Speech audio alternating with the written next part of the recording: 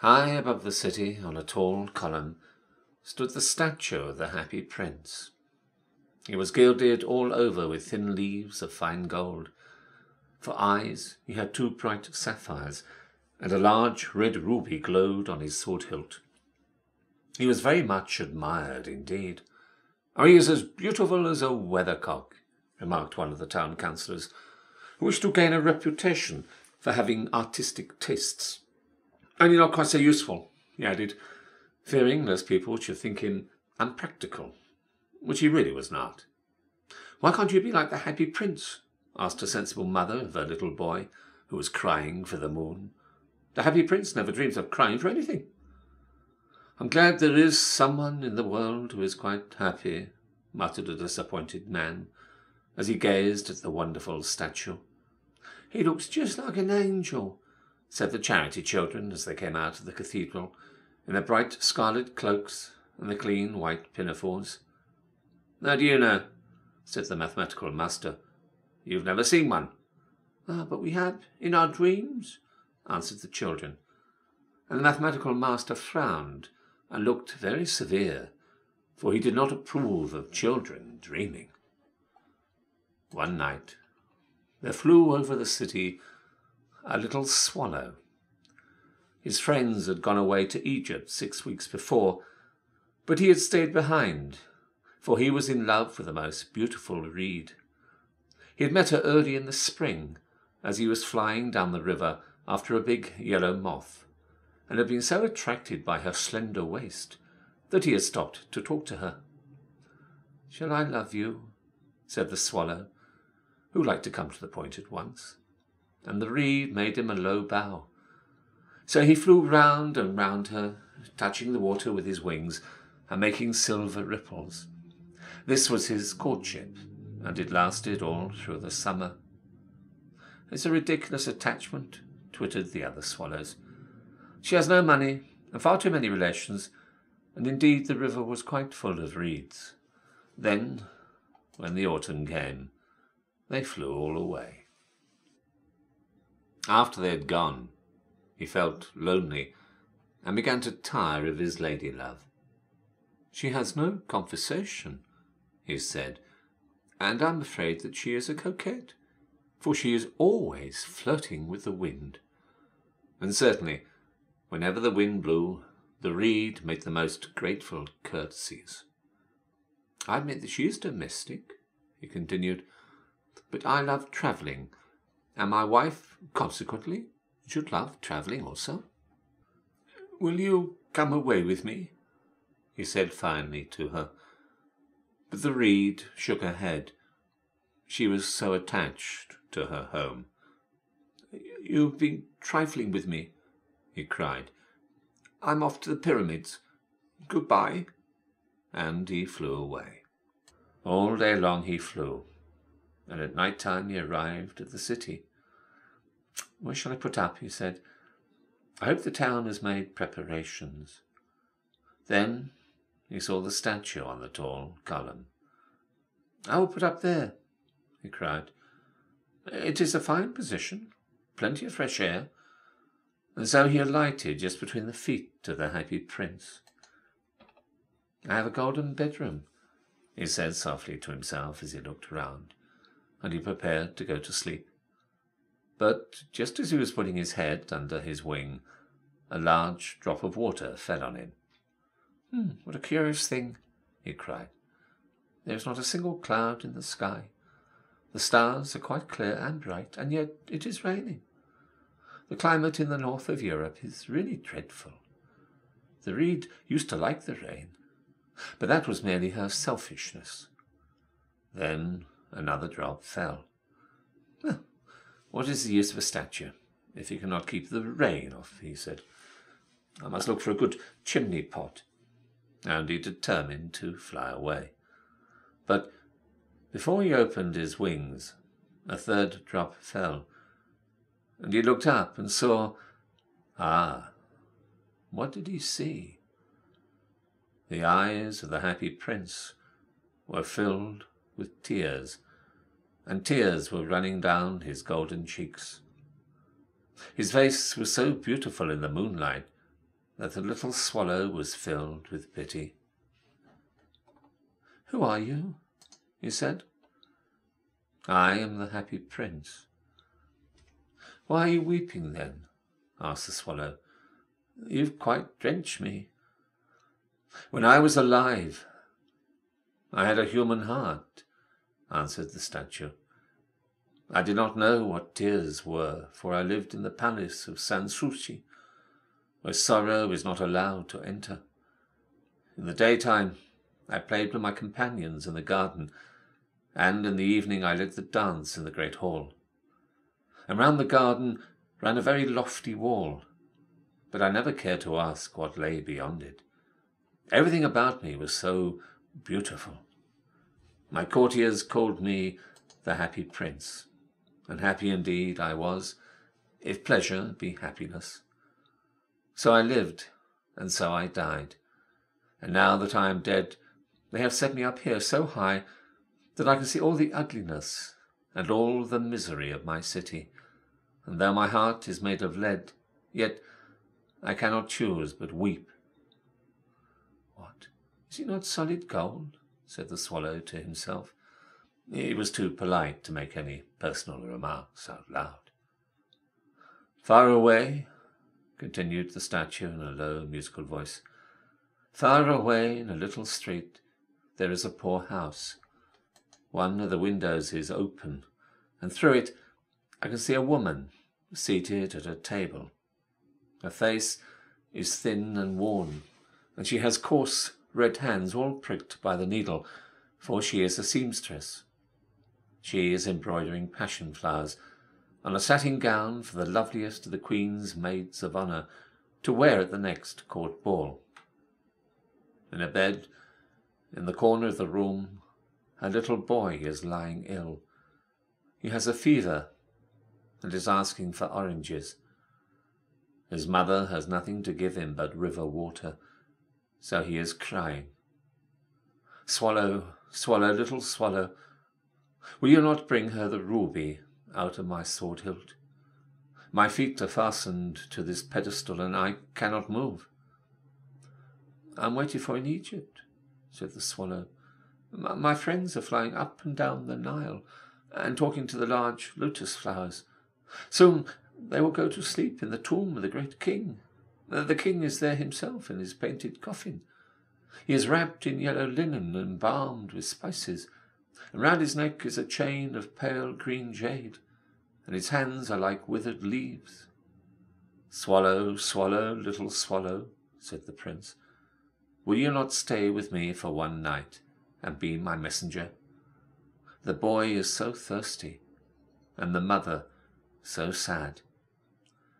I don't think I like boys," answered the swallow. "Last summer, when I was staying on the river, there were two rude boys, the miller's sons, who were always throwing stones at me. They never hit me, of course. We swallows fly far too well for that. And besides, I came of a family famous for its agility. But still, it was a mark of disrespect." But the happy prince looked so sad that the little swallow was sorry. It's very cold here," he said, "but I will stay with you for one night and be your messenger." "Thank you, little swallow," said the prince. So the swallow picked out the great ruby from the prince's sword and flew away with it in his beak over the roofs of the town. He passed by the cathedral tower where the white marble angels were sculptured. He passed by the palace and heard the sound of dancing. A beautiful girl came out on the balcony with her lover. "How wonderful the stars are," he said to her, "and how wonderful is the power of love." "I hope my dress will be ready in time for the state ball," she answered. "I have ordered passion flowers to be embroidered on it, but the seamstress was so lazy." He passed over the river and saw the lanterns hanging to the masts of the ships.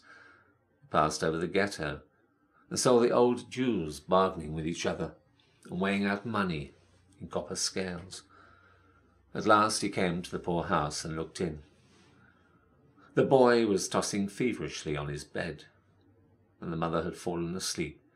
She was so tired.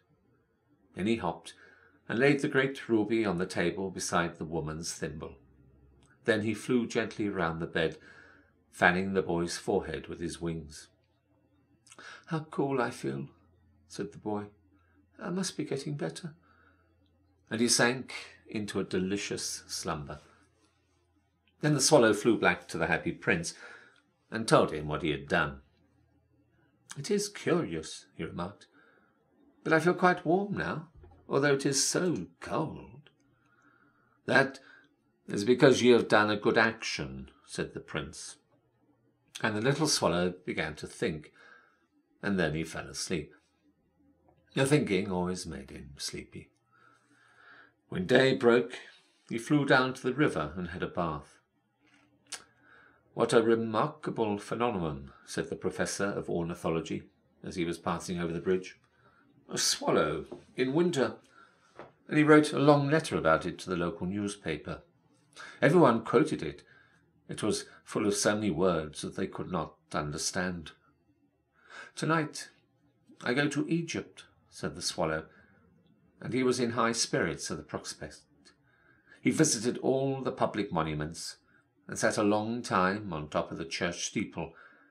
Wherever he went, the sparrows chirped and said to each other, "What a distinguished stranger!"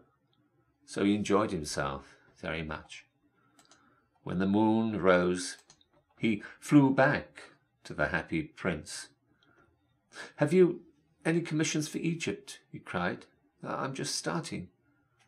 "Swallow, swallow, little swallow," said the prince, "will you not stay with me one night longer?" "I am waited for in Egypt," answered the swallow. "Tomorrow my friends will fly up to the second cataract. The river horse couches there among the bulrushes, and on a great granite throne sits the god Menon. All night long he watches the stars, and when the morning star shines, he utters one cry of joy, and then he is silent. At noon, the yellow lions come down to the water's edge to drink. They have eyes like green beryls, and their roar is louder than the roar of the cataract."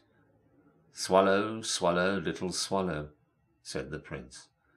"Far away across the city, I see a young man in a garret. He is leaning over a desk covered with papers, and in a tumbler by his side there is a bunch of withered violets. His hair is brown and crisp, and his lips are as red as pomegranate, and he has large and dreamy eyes. He is trying to finish a play for the director of the theatre, but he is too cold to write any more. There is no fire in the grate, and hunger has made him faint." "I will wait with you one night longer," said the swallow, who really had a good heart. "Shall I take him another ruby?" "Alas, I have no ruby now," said the prince. "My eyes are all that I have left. They are made of rare sapphires, and were brought out of India 1,000 years ago. Pluck out one of them and take it to him. He will sell it to the jeweller and buy food and firewood and finish his play." "Dear prince," said the swallow, "I cannot do that." And he began to weep. "Swallow, swallow, little swallow," said the prince, "do as I command you." So the swallow plucked out the prince's eye and flew away to the student's garret. It was easy enough to get in, as there was a hole in the roof, and through this he darted and came into the room. The young man had his head buried in his hands, so he did not hear the flutter of the bird's wings, and when he looked up, he found the beautiful sapphire lying on the withered violets. "I'm beginning to be appreciated," he cried. "This is from some great admirer. Now I can finish my play." And he looked quite happy. The next day the swallow flew down to the harbour. He sat on the mast of a large vessel and watched the sailors hauling big chests out of the hold with ropes. "Heave a hole!" they shouted as each chest came up. "I'm going to Egypt," cried the swallow, but nobody minded, and when the moon rose he flew back to the happy prince. "I'm come to bid you good-bye," he cried. "Swallow, swallow, little swallow," said the prince, "will you not stay with me one night longer?" "It is winter," answered the swallow, "and the chill snow will soon be here. In Egypt the sun is warm on the green palm trees, and the crocodiles lie in the mud and look lazily about them. My companions are building a nest in the temple of Baalbec, and the pink and white doves are watching them and cooing to each other. Dear prince, I must leave you, but I will never forget you, and next spring I will bring you back 2 beautiful jewels in place of those you have given away. The ruby shall be redder than a red rose, and the sapphire shall be as blue as the great sea." "In the square below," said the happy prince, "there stands a little match girl. She has let her matches fall in the gutter, and they are all spoiled. Her father will beat her if she does not bring home some money, and she is crying. She has no shoes or stockings, and her little head is bare. Pluck out my other eye and give it to her, and her father will not beat her." I will stay with you one night longer," said the swallow, "but I cannot pluck out your eye. You would be quite blind then." "Swallow, swallow, little swallow," said the prince, "do as I command you." And so he plucked out the prince's other eye and darted down with it. He swooped past the match girl and slipped the jewel into the palm of her hand. "What a lovely bit of glass!" cried the little girl, and she ran home laughing. Then the swallow came back to the prince. "You are blind now," he said, "so I will stay with you always." "No, little swallow," said the poor prince, "you must go away to Egypt." "I will stay with you always," said the swallow, and he slept at the prince's feet. All the next day he sat on the prince's shoulder and told him stories of what he had seen in strange lands. He told him of the red ibises, and he stood in long rows on the banks of the Nile and catch goldfish in their beaks. Of the Sphinx, who is as old as the world itself and lives in the desert and knows everything. Of the merchants who walk slowly by the side of their camels and carry amber beads in their hands.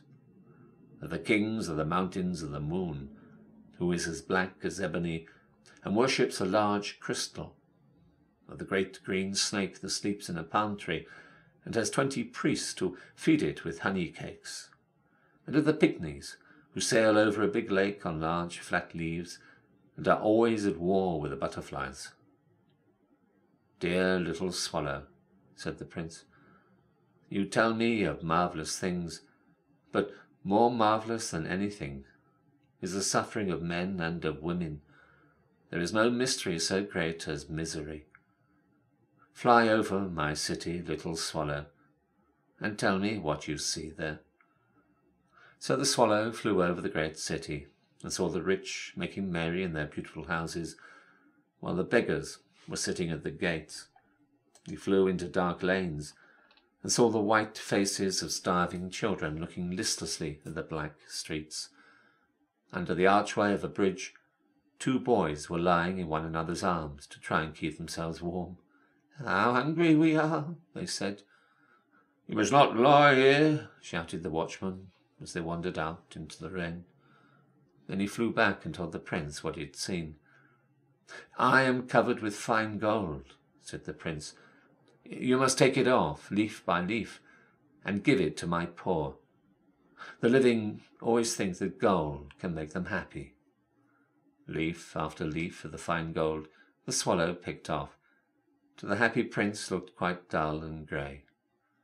Leaf after leaf of the fine gold he brought to the poor, and the children's faces grew rosier, and they laughed and played games in the street. "We have bread now," they cried. And then the snow came, and after the snow came the frost. The streets looked as if they were made of silver. They were so bright and glistening, and long icicles like crystal daggers hung down from the eaves of the houses. Everybody went about in furs, and the little boys wore scarlet caps and skated on the ice. The poor little swallow grew colder and colder, but he would not leave the prince. He loved him too well. He picked up crumbs outside the baker's door when the baker was not looking, and tried to keep himself warm by flapping his wings. But at last he knew that he was going to die. He had just strength to fly up to the prince's shoulder once more. "Goodbye, dear prince," he murmured. "Will you let me kiss your hand?"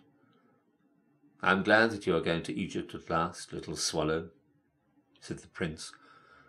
"You have stayed too long here, but you must kiss me on the lips, for I love you." It is not Egypt I am going to," said the swallow. "I am going to the house of death. Death is the brother of sleep, is he not?" And he kissed the happy prince on the lips and fell down dead at his feet. At that moment, a curious crack sounded in the statue as if something had broken. The fact is that the leaden heart had snapped right in two. It certainly was a dreadfully hard frost. Early the next morning, the mayor was walking in the square below, in company with the town councillors. As they passed the column, he looked up at the statue. "Oh, dear me, how shabby the happy prince looks," he said. "How shabby indeed," cried the town councillors, who always agreed with the mayor, and they went up to look at it. "Look, the ruby has fallen out of his sword. His eyes are gone, and he is golden no longer," said the mayor, in fact. "He is little better than a beggar." "A little better than a beggar," said the town councillors. "Oh, there actually is a dead bird at his feet," continued the mayor. "We must really issue a proclamation that birds are not allowed to die here." And the town clerk made a note of the suggestion, and so they pulled down the statue of the happy prince. "As he is no longer beautiful, he is no longer useful," said the art professor of the university. Then they melted the statue in a furnace, and the mayor held a meeting of the corporation to decide what was to be done with the metal. "Oh, we must have another statue, of course," he said, "and it shall be a statue of myself." "Of myself," said each of the town councillors, and they quarrelled. When I last heard of them, they were quarrelling still. "What a strange thing," said the overseer of the workmen at the foundry. "This broken lead art will not melt in the furnace. We must throw it away." So they threw it on a dust heap, where the dead swallow was also lying.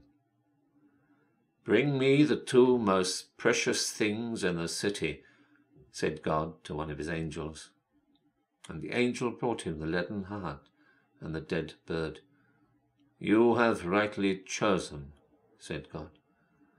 "For in my garden of paradise this little bird shall sing for evermore, and in my city of gold the happy prince shall praise me."